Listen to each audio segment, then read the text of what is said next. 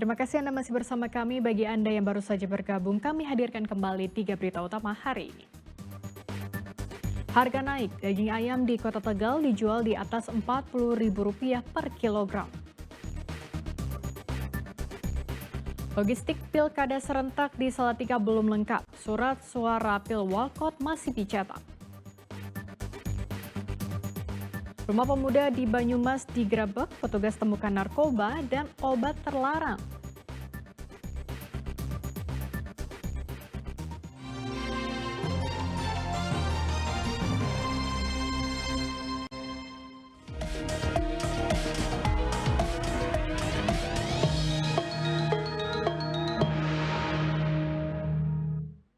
Calon Wakil Gubernur Jawa Tengah nomor urut 1, Hendar Prihadi menemui kelompok petani dan pelaku UMKM di Kecamatan Tanggung Harjo, Grobogan.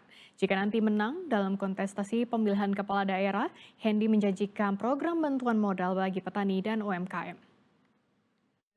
Bapak, Ibu-ibu yang sudah hadir di... Safari politik Hendi berlanjut di Desa Kaliwenang, Kecamatan Tanggung Harjo, Grobogan pada Senin siang. Kedatangannya kali ini untuk menemui kelompok petani dan pelaku UMKM. Kedatangan Hendi disambut hangat oleh warga. Dalam kunjungannya, Hendi meluangkan waktu berbincang dengan warga. Di hadapan petani dan pelaku UMKM, Hendi menyampaikan visi misinya.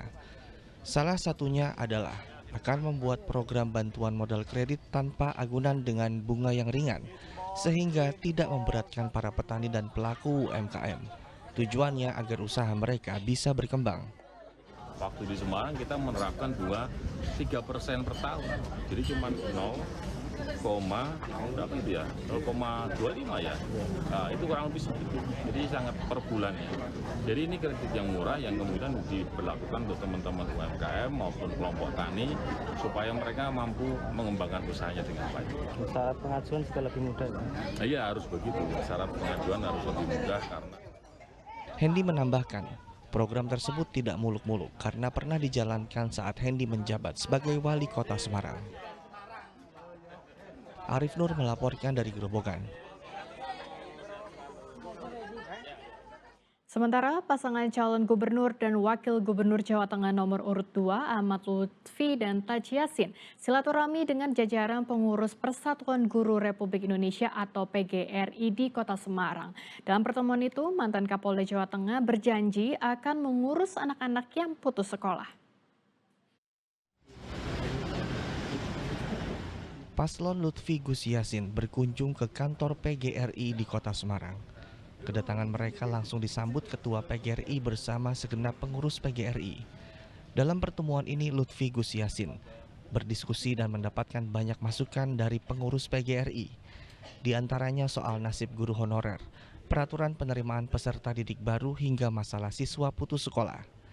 Jika nanti paslon Lutfi Gus Yassin memenangkan pemilihan kepala daerah, mereka berjanji akan mendata anak-anak yang putus sekolah. Mereka akan mendapat prioritas mulai dari biaya, seragam, buku, hingga internet gratis.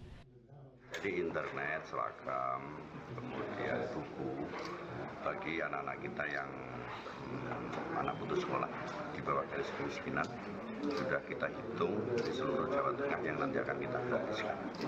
Sehingga itu akan mengangkat daripada miskin ekstrim pendidikan kita adalah diantaranya bantuan sekolah itu sendiri. Tujuan Lutfi Gus Yassin menemui PGRI untuk belanja masalah sekaligus mendengarkan aspirasi mereka terkait dunia pendidikan.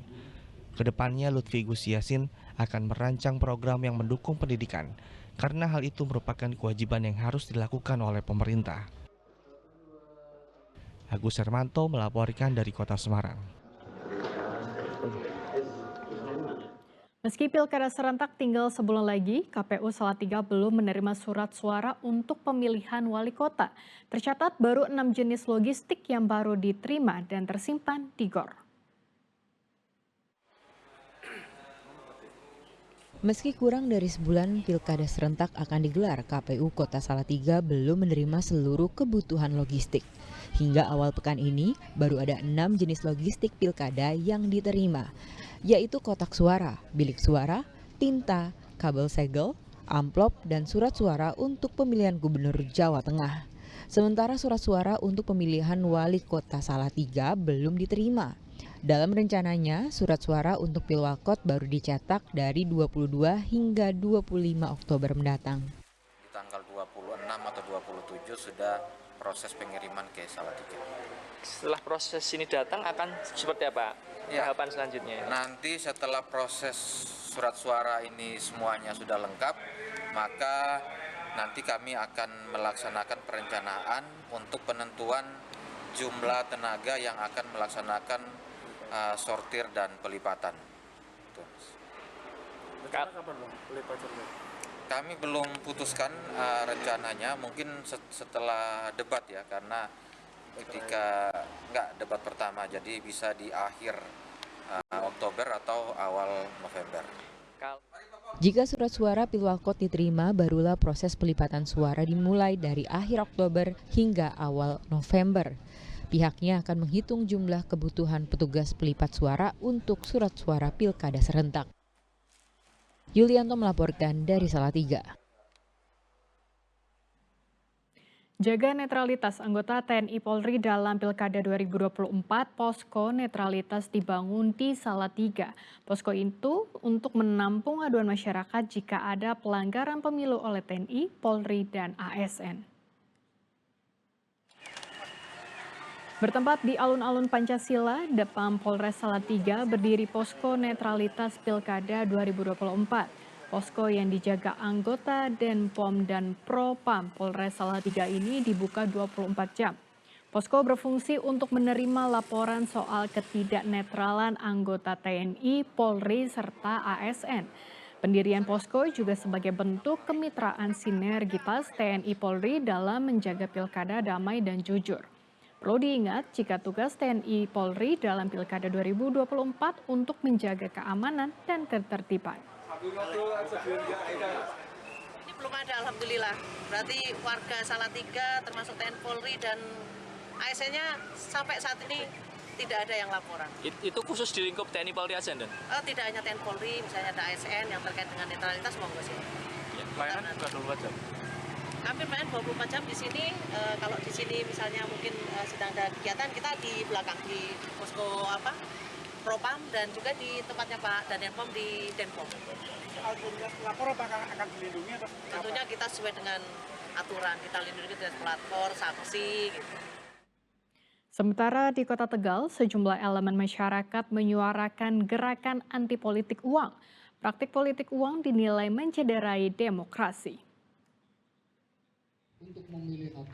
Berbagai elemen masyarakat mendeklarasikan gerakan anti politik uang di Rumah Gerakan Masyarakat Anti Money Politik atau GERAM, Kelurahan Randu Gunting, Kota Tegal.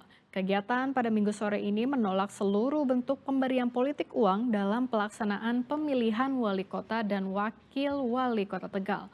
Mereka berharap KPU bisa menyelenggarakan pilkada pada November mendatang secara langsung, umum, bebas, rahasia, jujur, dan adil. Ada 3 pasangan calon dalam pemilihan wali kota dan wakil wali kota Tegal tahun ini. Akan melakukan di pelaksanaan ini dari masa kampanye untuk melakukan yang namanya monitoring dan evaluasi. Seandainya terjadi praktek kecurangan, misalnya pembagian uang, pembagian jasa, atau pembagian barang, kita akan melaporkan ke Panwas. Artinya bahwa semua hal itu kan harus melalui mekanisme yang sudah diberlakukan oleh KPU dan penyelenggara. Anggota itu berapa? Anggota untuk sementara yang saya hadirkan hanya 10, tapi seluruhnya ada 27. Anggaran dari mana, Pak? Anggaran kebetulan saya itu sumber pembiayaan dari GERAM bersifat